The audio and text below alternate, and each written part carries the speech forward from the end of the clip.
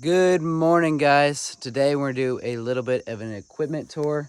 Might as well start off with this right behind me, which is my 1975 green truck. It's a Ford F100. Under the hood, well, I don't need to pop the hood in there. I can just pop it right out here. Good old fashioned technology for you. I've got a V8 302 under the hood. My dad and I have done a lot of work to it.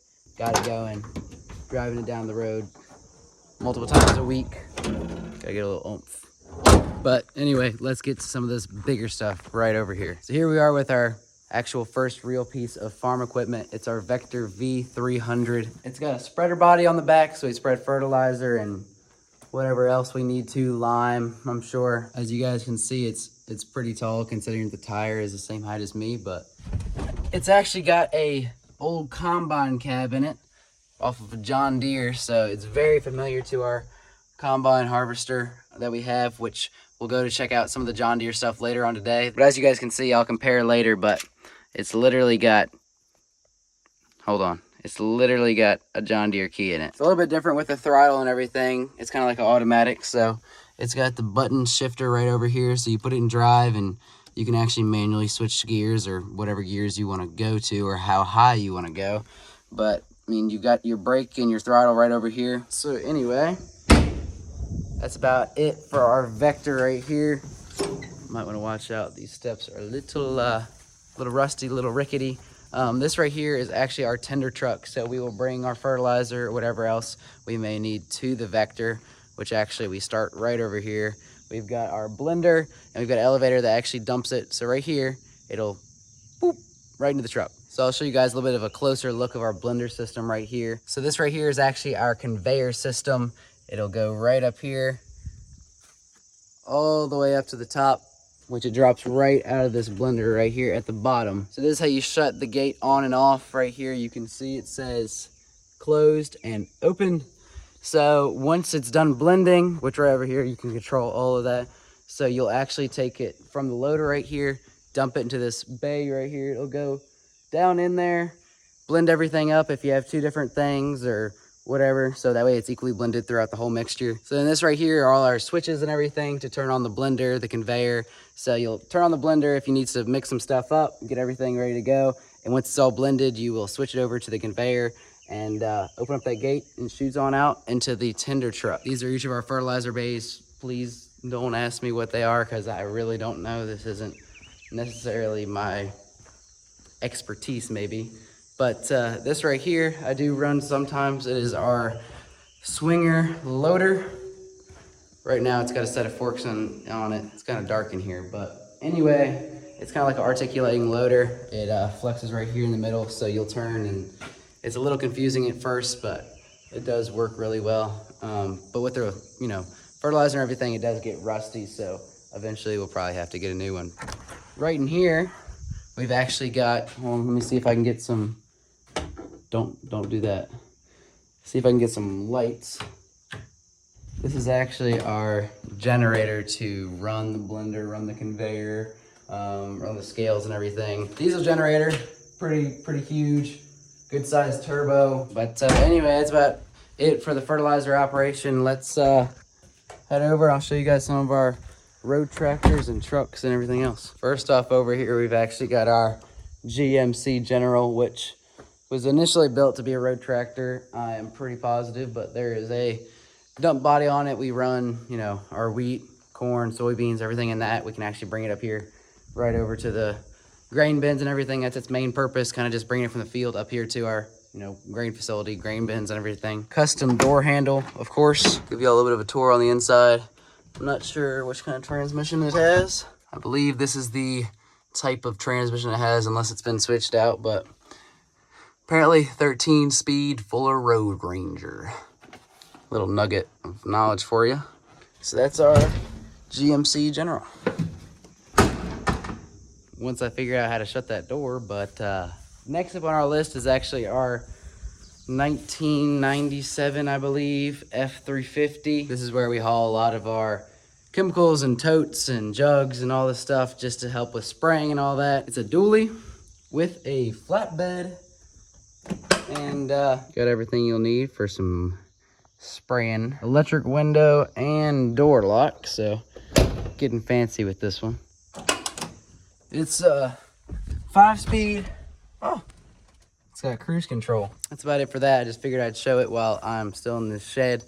But this is my ride. This is what I do all my planting with, all the harvesting, you know.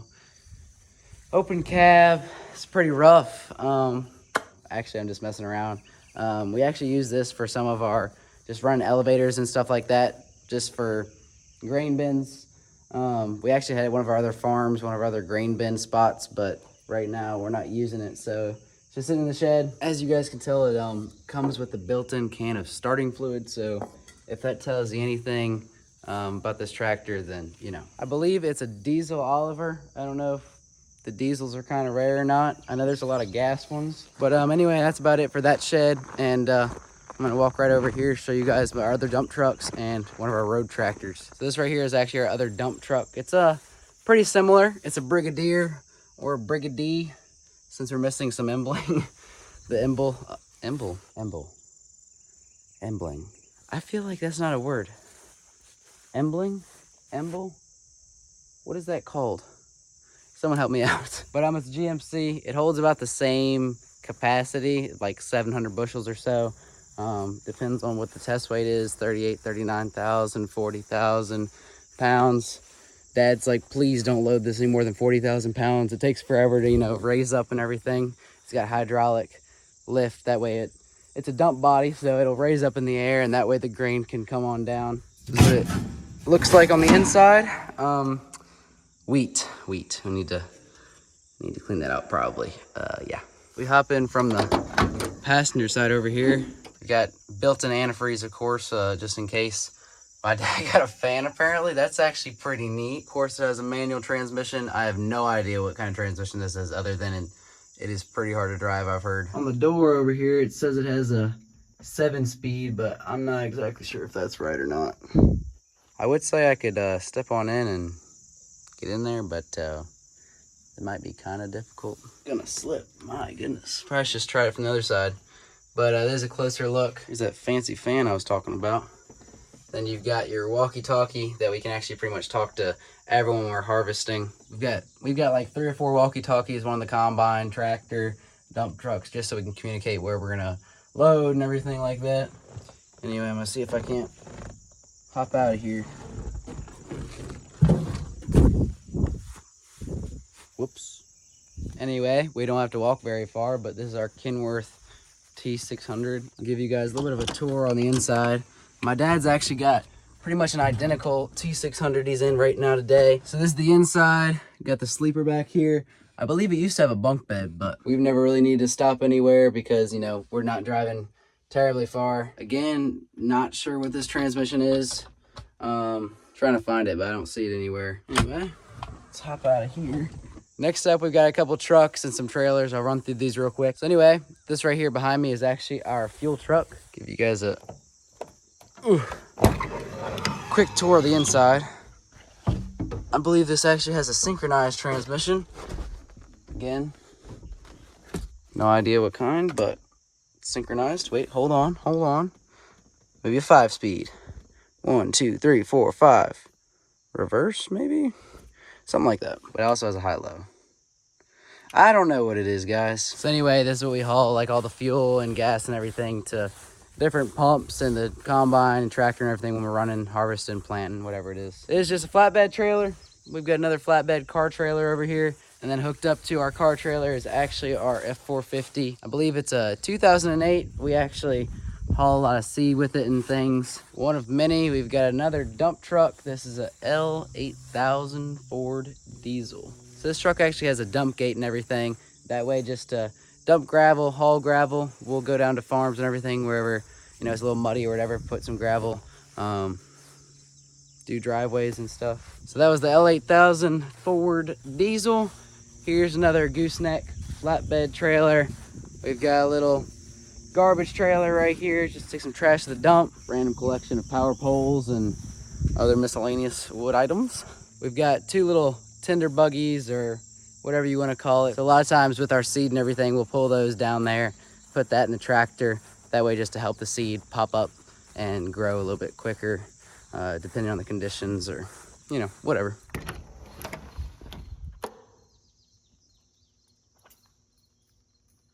Here she is. Anyway, there's a 1964 Mercury Montclair. A little bit more on the luxury side, as you guys can tell. And I'm pretty sure it smells like nostalgia in here. Anyway, it's nice and spacious. Had some add-in seat belts. Of course, none for the back, so. Anyway, different time. Wish I could show you, but it's actually got an electric, I believe it's called a breezeway window. Got a little bit of a secret gas door if I know which way it opens. There we go. Never know. Anyway, while I'm in here, this is our seed building. Echo! Just thought that would be cool. This is our Nissan forklift. Runs off of propane. It's got forks, of course, and we've got a pallet rack that'll go pretty daggone tall. Right now we've got some more totes and things for spraying and just putting stuff on top of the crops. We've also got some small seed and stuff like that. Just for the seed business and delivering stuff to the customer. Got dark quick. On the list of many, we've actually got another Mack dump truck or Mack truck with just the frame. I believe we got a good deal on it, and we've actually got a body right over here that I can show you guys. Inside's missing a passenger seat, and hey, at least we've got coffee. But anyway, this has a little bit of a way to go, maybe a long way to go before that's ready to start hauling or anything like that. I'll show you guys the dump body real quick. So this is our dump body. This actually has a really long way to go if we're even able to use it. I believe they use it for rocks and stuff like that in the quarry, so it's all messed up and things like that, dented up, banged up. So we'll see what we can do, but figured I'd show you guys that. We actually do have a couple smaller John Deeres around here. This is actually a 6403 John Deere. We've got it hooked up to our elevator that actually goes up to the top of the bins, takes the grain that we dump into it and puts it up on top. Or we can take it out of the bins and put it into the trucks. For the grain bins that don't have the upright augers.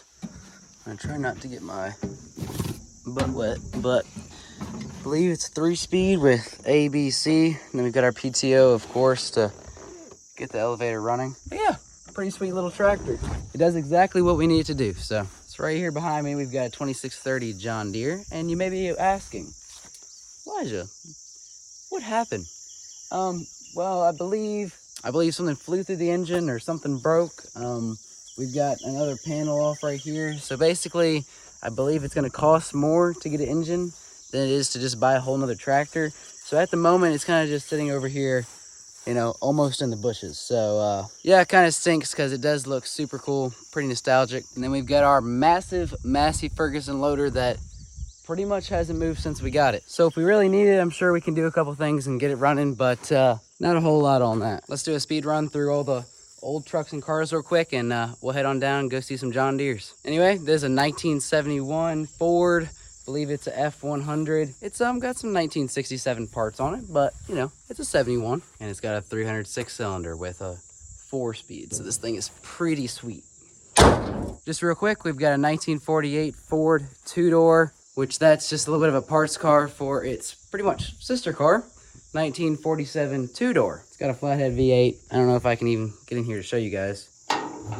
Would you look at that? Still a little bit of a project, but if I can get the hood down a little bit, it's coming along pretty nicely. Another parts truck, I believe this is a 1971. So this is the most recent project car. It is a 1959, I believe, Edsel. So Ford made these for about 3 years. They're famously known as basically their biggest flop. So apparently no one really wanted these things and they just never really sold them. The interior is pretty sweet, nice and blue. I mean, why not? It's got a V8 300 and something. I don't know. It's a 3-speed automatic, 2-wheel drive, of course. It reminds me of like a Bel Air or something like that, but all these late 50s, early 60s cars, 70s, all the old ones are actually super cool. Then we've got the 1978 blue truck. It's a Ford all-time 4-wheel drive. Got some mud tires on it. It is a F-150. since they switched from F100 to F150 right around this time. And this is the inside. So anyway, I think that's about it for over here. Let's head on down to Grandpa's place and we'll go check out some of our John Deeres. Well, we made it to my grandpa's place. The moment y'all been waiting for. Our 9870 STS John Deere Combine. As y'all can see, it's a little bit in pieces at the moment. We're trying to get everything ready for corn and bean harvest here soon. You know, switching some stuff over from harvesting wheat. Not exactly sure which year this is. I'm sure it's probably a late 2000s. But yeah, here's the inside. Here's the cab. Like I was saying earlier about the Vector, it's very similar. Same John Deere key. Except right here we have lots of switches, all the stuff. A little bit of a complicated machine, but it is super fun to drive. Until something goes wrong, of course. I would try to show you guys the grain tank, but it is really dark in here, so it's hard to see. It's just a reflection. So anyway, usually we have a 12-row corn head and then a 30-foot bean head for harvesting that we usually run with this piece of equipment. This is our only combine we have. We have about 1,800 acres we own and lease. But as you guys can see, I think we were maybe putting on some belts, working on some other stuff. Had to get some parts, working on this side over here a little bit too. So anyway, that's that. I'll run through a couple of the other pieces of equipment we have in here real quick. So this is a 7220 John Deere self-leveling front end loader. It is a quad range or quad shift or quad something. This is what it looks like. You've got A, B, C, and D. And then you got 4 gears in each range. And then real quick, this is our zero turn. It's a Z960M. I was just having issues with it today. It keeps on cutting off randomly. Maybe like a seat sensor or something. So we gotta get that checked out, but otherwise been pretty reliable. And this is our F550 service truck. Apparently the battery went dead, so that's being charged right now. But yeah, show you guys our tool selection. So anyways, we've got pretty much everything you need. We just ride around in this pretty much all the time when we're harvesting, planting, making sure we have everything we need. Grease gun. Anyway, that is everything for this shed. Let's head on down to the back and I'll show you guys our grain cart and the other special surprises. Here we are at the back barn. So first off right here, we've got our, I was about to say how many bushels it is grain cart, but I need to check the side of it because I forgot. 875 bushel capacity with a patented front folding auger. Get yours today for a small price of $500,000. Nah, I'm just kidding.